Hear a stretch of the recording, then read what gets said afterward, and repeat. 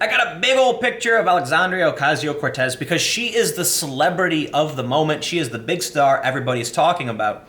And we're going to talk today about how the left wing has no foreign policy. And this is something that I've actually talked about. I like Bernie Sanders. I still do. All of these people on the far left are saying abolish ICE, and I think that's insane. Reform ICE, maybe.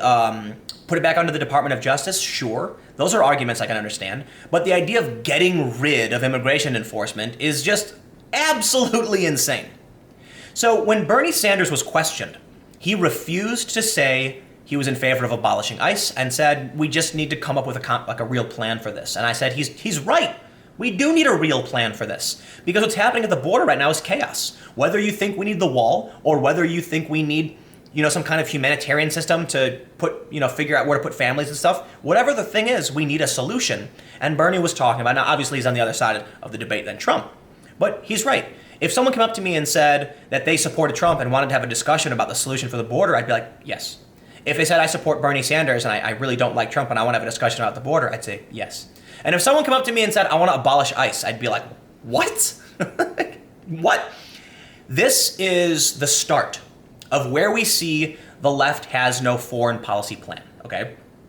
Because you have your country, and they have a plan for things within the country, universal health care, federal jobs guarantees, things that would be really expensive, and I don't think they understand how economics works. I know a lot of them do, they're smart people, but I think they miss a lot of important points as to why I think they're wrong.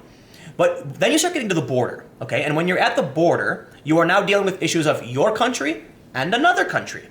And this is where the foreign policy starts to break down. Abolish ICE. Okay, you can't do that. Because if you don't have border enforcement, you literally don't have borders. I mean, if people can just come and go as they please, how do you enforce any rules? And I'll tell you who loves this: industrialists, big billionaires who want to be able to go into another country where they don't got to pay taxes, right? So let's go. The Democratic Socialists of America have said they want no borders.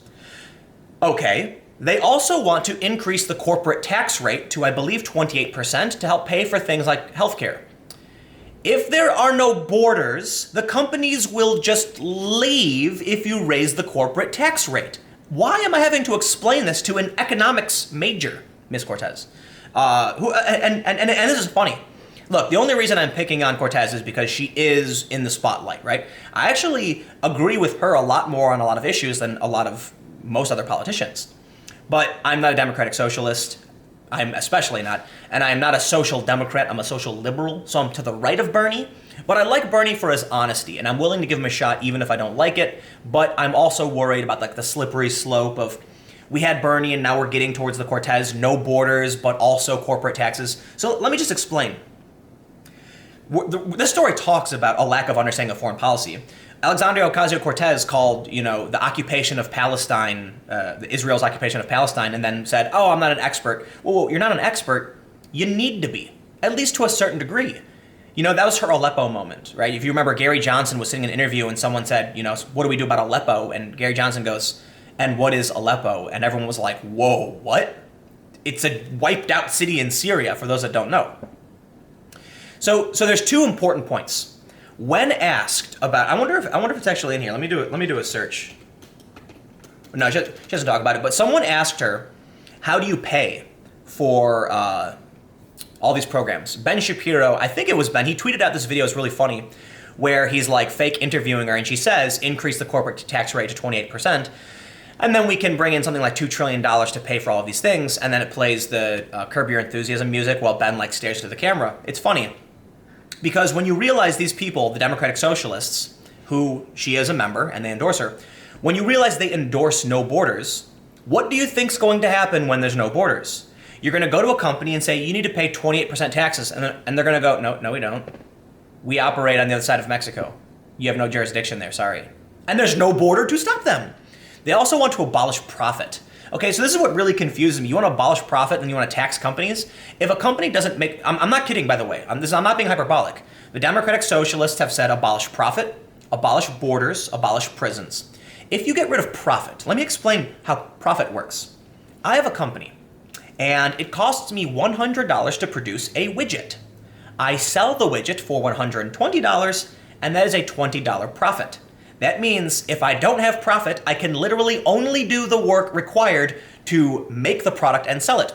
How then do I do things beyond my company, like pay rent, eat food? It doesn't make sense, okay? Yes, you can expense half of your meals, there's rules, but the idea of profit is it's the money you need to live, the money you earn off of the labor you're doing. I also want to point out how strange it is that these laborers, they tend to not be socialist, and the people who are always advocating for socialism are unemployed college students. Not always, it's just like a trope we see. So here's what's gonna happen. You're gonna tell a corporation, you're gonna tax them, they're gonna leave, and you're not gonna be able to raise any money. It's just not gonna happen. But then let's talk about the Palestine thing. If you don't believe in borders, then what do you think is going to happen in Israel? Do you think Israel should have no borders? Do you think Palestine should have no borders? If Palestine had no borders, and the borders are extremely porous right now because of the settlements being built by Israel, I understand the argument that when Israel goes into the West Bank and bulldozes homes and seizes land, yes, that's wrong, absolutely, and the UN has condemned it for sure. I agree. I think that's terrible. But if you're going to argue for no borders, then you cannot condemn Israel when they go into open land in the West Bank and build homes on it, can you? But it's still a problem. So this argument, it's absolutely insanely contradictory of the Democratic Socialists to advocate for these positions that are against each other. It just doesn't quite make sense. It's also actually like everyone's screaming that Donald Trump is a fascist, Nazi, white supremacist, but then saying we should give up our guns to the government. You realize you're claiming that guy is a Nazi. I'm not going to give up my guns. Are you nuts? Why is, and look, it's not, in terms of being contradictory, it's not just the left, it's everybody, because everything's about tribalism. So it's been 7 minutes, I haven't actually read any of this article. Let's read a little bit of it. Alexandria Ocasio-Cortez has already slayed some dragons. On foreign policy, however, the Democratic candidate for New York's 14th congressional district is wielding a dull sword. On a recent episode of PBS's Firing Line, Ocasio-Cortez failed to explain comments she'd previously made about the Israel-Palestine conflict. Asked what she meant by the occupation of Palestine, she dodged the question by saying, "I am not the expert on geopolitics on the issue." As one of the most prominent self-identified Democratic Socialists in American politics, her stumble seems at odds with the political affiliation she's publicly claimed. The website for the Democratic Socialists of America, of which she is a member, and they endorsed her, says it views the Israeli occupation of the West Bank and its inhumane siege of Gaza as the major barrier to peace in the region. They also talk about Bernie Sanders, and this is actually really interesting. They say, during the 2016 Democratic presidential primary, Bernie Sanders initially failed to articulate much of a foreign policy platform. A strange oversight given that his opponent, Hillary Clinton, was a former Secretary of State and former senator who supported the invasion of Iraq. Sanders didn't put forward a clear foreign policy vision until 2017. Foreign policy must take into account the outrageous income and wealth inequality that exists globally and in our country, he said during a 2017 speech at Westminster College, which means nothing. America is one of the wealthiest nations, if not the wealthiest nation on the planet. I don't think per capita we are. I think we might have the most wealth and resources. Per capita, per individual, I think we're like maybe like 4 or 5, maybe even 8. I went to Brazil once during these big protests. It was the World Cup, I believe. And I went to the favelas, these are the slums, and we were invited to a home where I got to speak to an old lady, and they couldn't flush their toilet because the running water was, it was insane. These favelas are built without regulation, could be just built wherever. No borders, right? We need some kind of regulation. And so the house, it was nice. The family was nice. They had food, they had TV and all this stuff, but they could only flush their toilet when the water would come, when it would rain and things like that, or when the pressure was there. And that meant that the bathroom was kind of awful by our standards.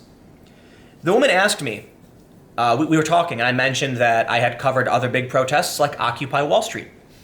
And I was asked, why are the rich people protesting? And I was like, oh no, it's the poor people are protesting against the wealth inequality. They want the rich people to pay taxes, and these are the poor people. And she kind of like fanned me, and she was like, what are you talking about? Americans are rich. In her mind, the people at Occupy Wall Street are super rich, wealthy, and complaining about not being wealthier. And when you look at the average income of a Brazilian, which is about $8,000, it's more in Sao Paulo.